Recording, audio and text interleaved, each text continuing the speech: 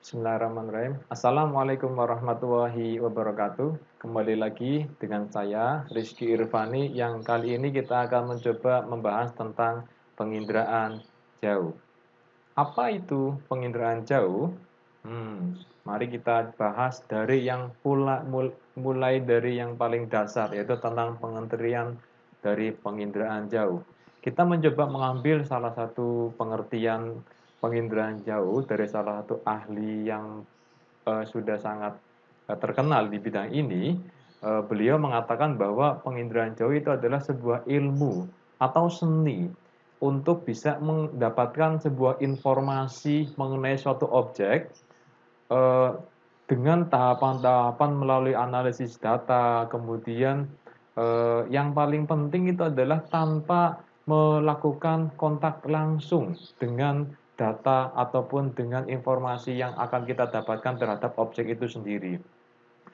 Namun objek itu kita akan mencoba mencari informasi apa saja, informasi yang akan kita dapatkan dari objek itu diantaranya yaitu pertama mungkin adalah mungkin temperatur udara atau suhu permukaan bumi yang ada, kemudian juga bisa juga kaitannya dengan vegetasi yang ada di permukaan bumi itu sendiri, atau mungkin juga morfologi yang ada di permukaan bumi itu sendiri, atau mungkin juga penggunaan lahan atau segala informasi-informasi spasial yang kita bisa dapatkan melalui teknik penginderaan jauh ini sendiri. Kemudian yang kedua, melalui kontak langsung, melalui tidak kontak langsung maksud saya. Maksudnya seperti apa? Tentunya menggunakan sebuah alat. Alatnya itu kita sebut dengan sensor, dan otomatis sensor ini ada sebuah alat juga yang membawanya, yaitu kita sebut ada wahana, bisa berupa drone atau mungkin juga pesawat udara, atau juga mungkin yang paling mutakhir sekarang itu ada apa namanya satelit. Kalau zaman dahulu itu ada juga dengan balon udara. Selanjutnya adalah komponen penginderaan jauh. Yang pertama itu adalah sumber tenaga. Sumber tenaga sendiri itu ada dua jenis. Yang pertama itu adalah sumber tenaga pasif. Sumber tenaga pasif ini berasal dari sinar matahari itu sendiri. Matahari akan memancarkan gelombang cahayanya, kemudian akan ditangkap dan dipantulkan serta dibaurkan oleh objek yang ada di permukaan bumi. Kemudian objek ini akan menangkap, akan memantulkan dan ditangkap oleh satelit yang ada di ataupun wahana yang akan menjadi penangkap di penginderaan jauh itu sendiri. Selanjutnya, yang kedua itu adalah sumber tenaga aktif. Sumber tenaga aktif ini berasal dari satelit itu sendiri, memancarkan tenaganya, kemudian dipantulkan oleh objek permukaan bumi dan ditangkap kembali oleh satelit itu sendiri.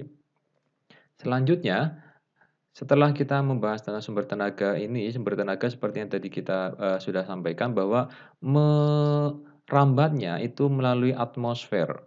Ya, yang ini menjadi komponen yang kedua yaitu atmosfer, kemudian ditangkap oleh objek yang ada di permukaan bumi. Perlu kita ketahui bahwa objek permukaan bumi, ya permukaan bumi seperti di gambar ini, ya, sifatnya itu bisa menyerap, kemudian membaur serta memantulkan kembali. Karena sifat yang berbeda itu dipengaruhi oleh jenis permukaan bumi itu sendiri.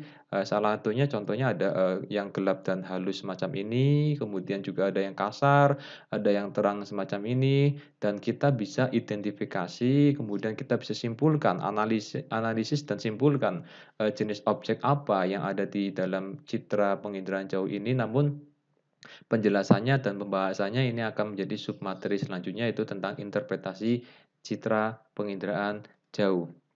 Kembali ke sini, kemudian setelah objek ini akan memantulkan tenaganya dan akan ditangkap oleh satelit yang ada di angkasa atau wahana berupa drone, pesawat, dan yang lainnya. Sensor ini ada dua jenis, yaitu yang pertama adalah sensor fotografik dan sensor elektronik. Kedua sensor ini otomatis mempunyai kelebihan dan kekurangannya masing-masing. Kemudian sensor ini juga dibawa oleh sebuah alat atau perantara yang kita sebut adalah wahana.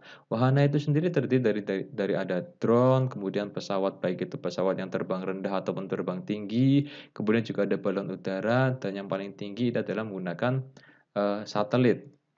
Kemudian setelah sensor ini menerima sinyal ataupun data dari permukaan bumi, sensor ini akan mengirimkan data ke pemancar ataupun penerima yang ada di permukaan bumi dan ini akan diolah datanya melalui, beberapa tahapan-tahapan yang, cukup penting dan cukup canggih dan diolah oleh para ahli, menggunakan analisa-analisa data yang cukup, rumit sehingga nanti akan menghasilkan sebuah citra penginderaan jauh yang nantinya akan digunakan oleh para ahli dan digunakan untuk kepentingan-kepentingan ataupun untuk proyek-proyek tertentu.